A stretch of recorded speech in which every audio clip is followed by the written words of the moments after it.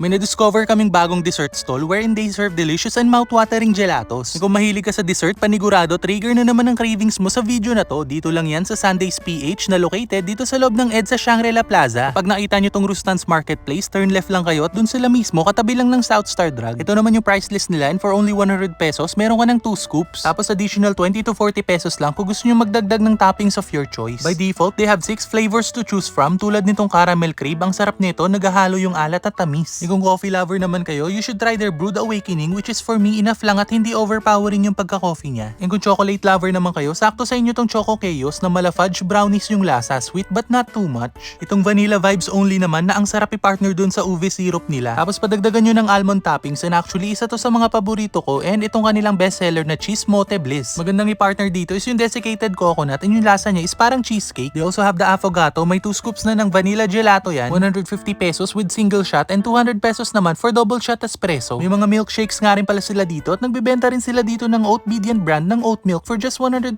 pesos. Kaya naman sa mga magagawi dyan ng Mandaluyong or nearby areas, subukan nyo na nga rin dito sa Sundays PH. Available sila dito for dine-in, take-out, and deliveries through Food Panda and open naman sila dito daily from 10 AM to 9 PM.